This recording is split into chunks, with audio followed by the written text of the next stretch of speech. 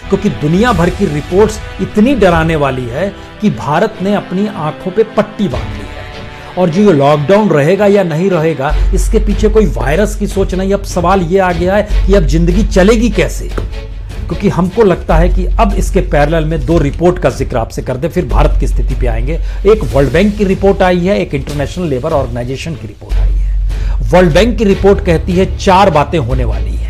Labour supply में कमी आएगी। मैसेज भारत के लिए, गांव से अब लेबर शहर लौटने की स्थिति में पूरी तरीके से नहीं आएंगे, क्योंकि जिस हालत को उन्होंने देखा, जिया है, और अभी भी जो स्थिति में लगातार है कि आप सोशल डिस्टेंसिंग के साथ ही आपको रहना है, जिन परिस्थितियों में रहना है, उसमें वर्ल्ड वाइड कहा जा रहा है लेबर सप्लाई में कमी आएगी। दूसरा है व्यापार, ट्रेड का कॉस्ट जो है वो बढ़ जाएगा, यानी ट्रेड कॉस्ट कीमती होने वाला है।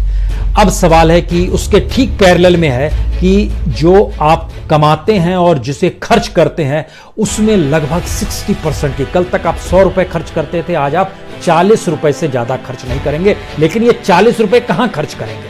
वर्ल्ड बैंक की रिपोर्ट कहती है सारे सामानों की खपत घर के सामान में होगी, यानी ग्रोसरी, यानी राशन। इसके अलावे सारी चीजें ठप हो जाएंगी और सबसे बुरा असर तो टूरिज्म पर पड़ने वाला है। लोगों की आवाजाही ठप हो जाएगी।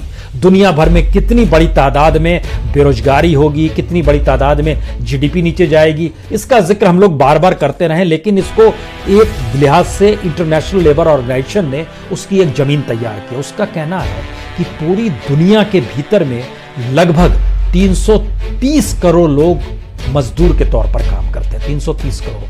330 करोड़ लोग। उस 330 करोड़ में से लगभग 200 करोड़ जो हैं वह पूरी तरीके से असंगठित क्षेत्र है, अनऑर्गेनाइज सेक्टर है, जिसमें कोई आपको सामाजिक तौर पर सरकारें जिम्मेदारी नहीं लेती है। उसमें से 160 करोड़ की नौकरी जा चुकी है। भारत की तादाद असंगठित क्षेत्र में लगभग 92% है और भारत में असंगठित क्षेत्र की नौकरियां चली गई, तबाह हो गई है। वो सामान्य स्थिति में भी क्यों तबाह थी, वायरस के आने से ठीक पहले यह भी हम आपको बताएंगे।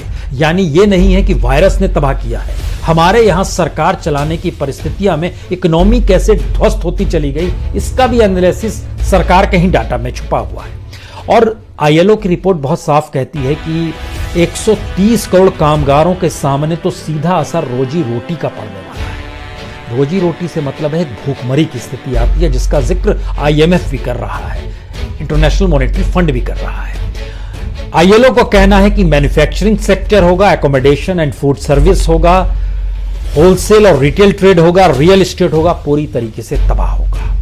और इन स्थितियों के बीच में मानकर चलिए कि अगले 6 महीने कम से कम 10.5% काम के घंटों में गिरावट आ जाएगी, काम नहीं होगा लोगों के पास। इसका मतलब यह है कि कुल मिला के 30 करोड़ लोगों की फुल टाइम नौकरी चली गई।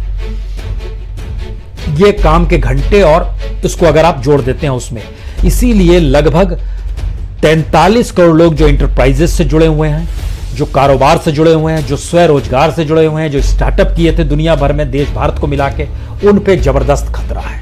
ये दोनों रिपोर्ट बतलाती है। अब इसके पैरेलल में आइए कि भारत के भीतर की स्थिति क्या है और भारत के भीतर की स्थिति क्यों डावाडोल है। हमको लगता है यहां एक चीज जिक्र आपसे कर दें। अगर मान लीजिए मार्च से पहले की स्थिति आपको बता दें, भारत की आर्थिक स्थिति क्या थी और उसके बाद इस मार्च और अप्रैल में क्या हुआ, एक अलग हिस्सा है। मार्च से पहले की स्थिति यह थी कि जो विदेशी पैसा भी लगता है वह भी अलग अलग सेक्टर से निकलने लगा था। आज तो स्थिति और नाजुक हो गई है, उसका जिक्र करेंगे। और जो शेयर मार्केट और म्यूचुअल फंड का जिक्र होता है वह भी माइनस में चला गया था। वो कौन कौन से सेक्टर थे जो माइनस में चले गए थे? Financial service, auto sector, consumer staples, information technology, energy, bank, ये माइनस में चले गए थे, चाहे वो एफपीआई हो चाहे वो म्यूचुअल फंड हो। और इन सब के बीच स्थिति इतनी बिगड़ती चली गई कि टॉप मोस्ट जो इंडस्ट्रियल प्रोडक्शन जिसको माना जाता है इंडेक्स, यानी आईआईपी जिसको माना जाता है, उसमें लगभग 6.5% की गिरावट आ गई। 40% तक ये नीचे चला गया इसका प्रोडक्शन। ओवरऑल कंट्री के भीतर में अगर आप देखना चाहेंगे तो इसमें हमको लगता है कि ऑटो सेक्टर का इतिहास को जरा सा टटोल इसलिए लेना चाहिए क्योंकि ऑटो सेक्टर भारत में लगभग 4 करोड़ लोगों को रोजगार देता है। इतिहास में ऐसा कभी नहीं हुआ कि किसी एक महीने में एक भी गाड़ी किसी भी कंपनी की नहीं बिकी। वो अप्रैल का महीना था, चाहे वो मारुति हो चाहे मर्सिडीज हो, कोई गाड़ी किसी की नहीं बिकी पूरे अप्रैल के महीने में। और